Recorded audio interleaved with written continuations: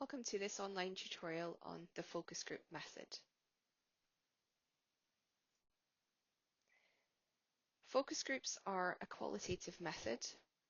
They're used to obtain a wide variety of views or opinions in social research from social actors or different groups, including, for example, citizens, community members and groups, customers, policymakers, politicians, business leaders, or experts. With focus groups, participants are selected based on their knowledge or experience of the topic or issue to be explored. The interactions which participants have during a focus group are crucial for providing insights into their different views or their different perspectives. What do we need to think about when designing our focus groups? First of all, we need to consider the number of participants we would like to have in each of our focus groups. This can vary, typically from anywhere between 4 and 12 participants in each focus group. However, it's not to say that you can also go beyond this number. This will then mean you need to consider different factors such as the number of moderators you have available to run those larger focus groups. And we'll come back to this point on moderation in a few minutes' time. Participants in focus groups will typically be strangers. However, there can be instances where we're running groups with those who already know each other or have a pre-existing relationship, such as co-workers in an organisation or students at the same university. Focus groups will often involve some kind of payment and/or incentivization for participation. They can also be a singular data collection event or conducted in a series over time. Additionally, we need to think about how focus groups can function as an open and supportive space in which participants can talk about and open up about sensitive issues and life experiences. The number of focus groups in one study will also depend on a variety of factors, including the research question at hand, the scale, size of our study, and the resources we have available, access to participants, and also the level of comparisons that we're drawing on both within and across our focus groups.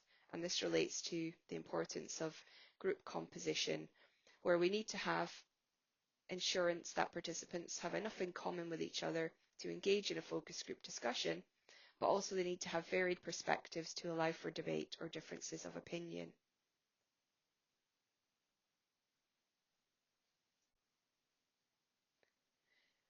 Focus groups are conducted in a semi-structured manner. The focus group guide usually involves questions which are open-ended and exploratory, but also they're flexible. So although we'll ask the same questions or cover the same topics in each focus group, there's space, room and time for us to explore different points, issues, questions that participants might want to surface and discuss as long as they're relevant to the research question and focus. Icebreaker activities can also be used to encourage discussion, and introductions at the beginning help with voice recognition for the purposes of transcription. The focus group agenda will typically consist of engagement questions, exploration questions, and exit questions. However, moderators may also want to draw on focusing exercises or stimulus material to help focus and concentrate the group's attention on the particular topic or issue at hand, but also to make it engaging and to keep their attention.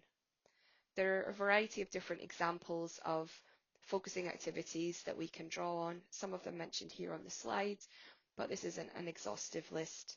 However, you might want to consider activities such as card sorting, polls or votes, coming to a consensus, engaging in a debate, problem solving, providing feedback on products and their design, using timelines, mind maps, whiteboards, and many others.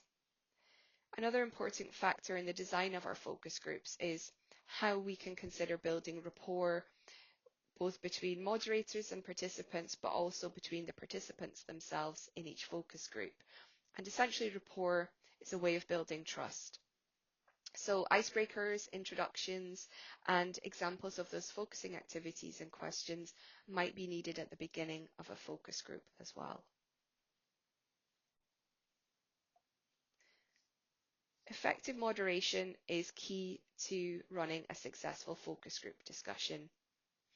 The number of moderators used for each focus group will vary, so this can range from 1 to 2 or more depending on the different tasks moderators are engaging in, the size of the focus groups, and also the delivery of different activities and material. Moderators can also play an important role in taking notes, recording the discussion, which are useful insights to accompany your transcription of the focus group recording. The moderator needs to be able to build rapport amongst participants, encourage group interactions, ensure participants talk amongst themselves and respond to one another, but also keep the discussion on track and ensure everything is covered in terms of questions, activities, and also that the focus group keeps to time. Moderating styles will vary considerably, and they can range from just being passive and removed to being more engaged and interactive, and this will depend on the different dynamics of each focus group, which will necessitate different levels of involvement from the moderator, also as they manage different types of participant. A note taker, as I said, could be useful to record observations which accompany your audio recording of the discussion. They can take notes on a variety of aspects: group dynamics, group interactions, participants' responses to questions, body language, analytical insights, and also feedback on moderation skills. Focus groups can be delivered in a variety of styles, online and also in person. Online focus groups can be run synchronous or asynchronous, depending on the platform that you have availability to. Benefits of online focus groups: they can widen the pool of available participants geographically. However, we need to be aware of the risk of selection bias and a digital divide. The principles and purposes of online focus groups remain the same as focus groups run in person. However, we can't directly transfer what we would do in person focus groups to the online context. We need to think about the various methodological, practical, and ethical challenges and considerations in running qualitative data collection in online spaces. There are also additional ethical concerns with regard to data privacy and confidentiality online. As I mentioned, online focus groups can be synchronous or asynchronous. Examples of asynchronous focus groups include text-based discussions on chat forums or on mobile phone platforms or social media tools such as WhatsApp. Synchronous online focus groups can be facilitated through audiovisual conferencing technologies such as Zoom or Microsoft Teams.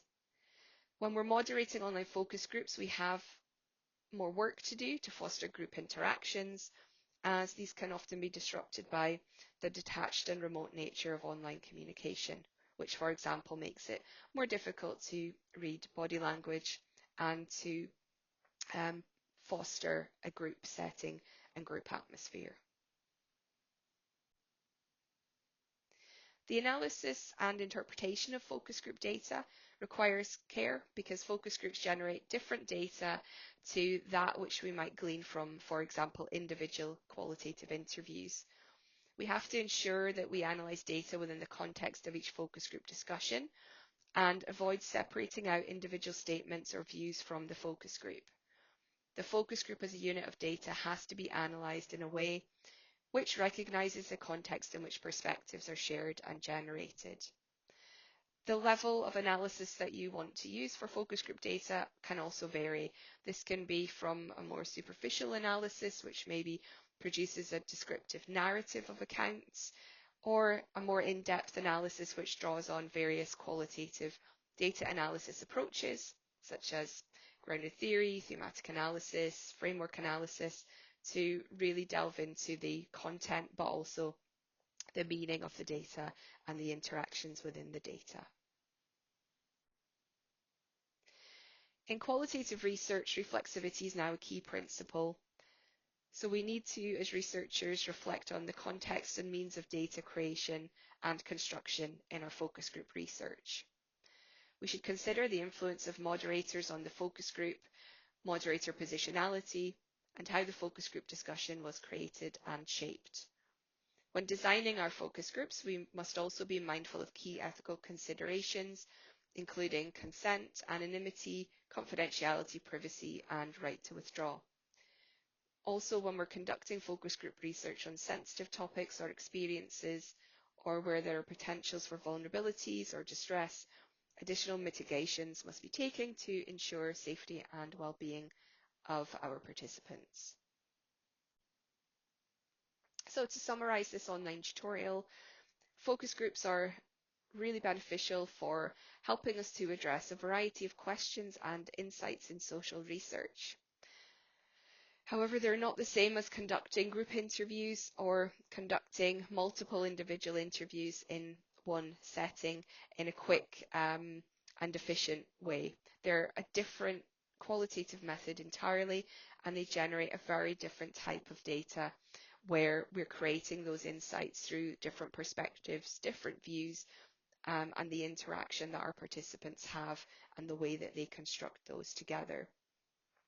They're also really beneficial for exploring the views of marginalised groups, citizens, people's lived experiences, expert knowledge, community membership, or, for example, the dynamics of political processes and decision making, or customer experiences and journeys.